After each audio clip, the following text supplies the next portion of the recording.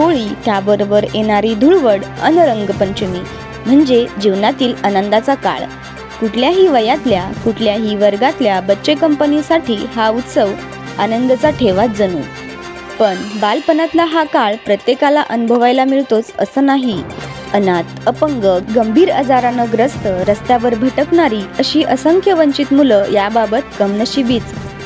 पण अनेक वर्षापासून श्री संत दामाजी अपंग सेवा मंडळ संचलित श्री नागनाथ मतिमंद निवासी विद्यालय केम, करुणा मतिमंद शाळा मंगळवेढा, मूकबधीर शाळा करमाळा व बाबळगाव या शाळेनी मतिमंद व मूकबधीर मुलांच्या चेहऱ्यावर आनंद फुलवण्याचं काम करत आहेत.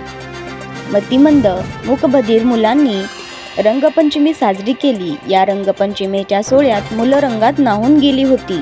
त्यांच्या चेहऱ्यावरील आनंद हा अवर्णनीय असाच होता. रंग खेळताना ते हरपून गेल्याचे दिसून आले.